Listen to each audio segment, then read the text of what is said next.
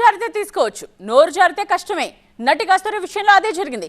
ఇష్టం వచ్చినట్టు నోరు పారేసుకుని ఆపై చెంపలు వాయించుకున్న ఫలితం లేకుండా పోయింది. తెలుగు వారిపై అనుచిత వ్యాఖ్యల కేసులో అరెస్ట్ అయిన నటి కస్తూరికి రిమాండ్ విధించింది ఎగ్మోర్ కోర్టు. దీంతో ఆమెను చెన్నైలోని పుళల్ సెంట్రల్ జైలుకు తరలించారు పోలీసులు. నోరు జారిన ఫలితం నటి కస్తూరిని వెంటాడుతోంది. ఈ వివాదం నుంచి తప్పించుకునేందుకు ఆమె ఎంత ప్రయత్నించినా ఫలితం లేకుండా పోయింది.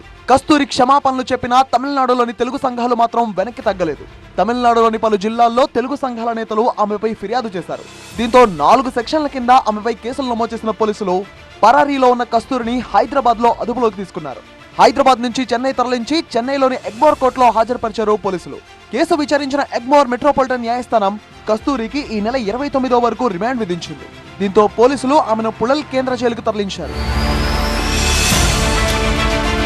అయితే ఓ బహిరంగ సభలో తెలుగు వారిపై అనుచిత వ్యాఖ్యలు చేశారు నటి కస్తూరి. దీంతో ఆందోళన చేపట్టిన తమిళనాడులోని తెలుగు సంఘాలు ఆమెపై పలు సెక్షన్ల కింద ఫిర్యాదులు చేశారు. ఇక అరెస్ట్ తప్పదని గ్రహించిన కస్తూరి ముందస్తు బెయిల్ కోసం మద్రాస్ హైకోర్టును ఆశ్రయించారు. అయితే ఆ పిటిషన్ను కోర్టు కొట్టివేయడంతో ఆమెను అరెస్ట్ చేసేందుకు తమిళనాడు పోలీసులు రంగంలోకి దిగారు. అయితే చెన్నైలోని ఆమె ఇంటికి తాళం వేసి ఉండడం, ఆమె ఫోన్ స్విచ్ ఆఫ్ చేయడంతో తమిళనాడు పోలీసులు ప్రత్యేక బృందాన్ని ఏర్పాటు చేశారు.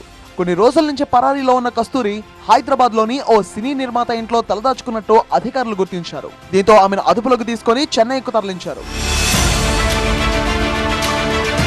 తమిళనాడులో బ్రాహ్మణ సంఘాల సమ్మేళనంలో పాల్గొన్న కస్తూరి ఆ సమయంలో తెలుగు వాళ్లపై అనుచిత కమెంట్స్ చేశారు.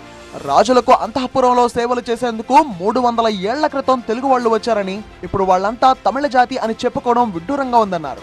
వచ్చిన వాళ్లే తమిళులైనప్పుడు ఎప్పటి నుంచో ఇక్కడుంటున్న బ్రాహ్మణులు తమిళులు కాదా అని ప్రశ్నించారు. కస్తూరి చేసిన ఈ వ్యాఖ్యలు దుమారం రేపాయి. తెలుగు సినిమాలు, సీరియల్స్ లో అవకాశాలు పొందుతూ తెలుగు వాళ్లను అవమానిస్తారా అంటూ ఆమెపై తెలుగు సంఘాలు ఓ రేంజ్ లో మండిపడ్డాయి. ఆ వెంటనే కస్తూరి తప్పును సరిదిద్దుకునే ప్రయత్నం చేసినా ఫలితం లేకుండా పోయింది. ఆమె వ్యాఖ్యలను ఖండిస్తూ పలువురు ఫిర్యాదు చేశారు. చెన్నైలో పలు సెక్షన్ల కింద కస్తూరిపై కేసులు నమోదయ్యాయి. ఇంటింటి గృహలక్ష్మిగా తెలుగు లోకిళ్లందరికీ పరిచయం ఉన్న కస్తూరి ఇప్పుడు తన నోటి దురుసు కారణంగా దోషిగా నిలబడాల్సి వచ్చింది. నిజానికి కస్తూరి నోరు జారడం ఇదే తొలిసారి కాదు. ఆమె నోటి దురుసు, దాంతో జరిగిన అనార్థాలు గతంలో చాలానే ఉన్నాయి. ఆ మాటకొస్తే సినిమాల కంటే కాంట్రవర్సీలతోనే ఆమె బాగా ఫేమస్ అయ్యారు.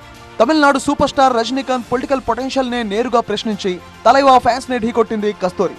తర్వాత అజిత్ ఫ్యాన్స్ కోపానికి కూడా గురైంది. డర్టీ కస్తూరి ఆంటీ అనే హ్యాష్ ట్యాగ్ తో ఆమెపై భీకరమైన ట్రోలింగ్ జరిగింది. ఇప్పుడు ఆమె వ్యక్తుల్ని దాటి, వ్యవస్థల్ని దాటి ఏకంగా తెలుగు సమాజాన్నే టార్గెట్ చేశారు. తర్వాత ఆమె సంజయ్ ఇచ్చుకున్నా కూడా జరగాల్సిన డ్యామేజ్ జరిగిపోయింది. అందుకే అంటారు మన పెద్దలు, నోరు మంచిదైతే ఊరు మంచిదవుతుందని.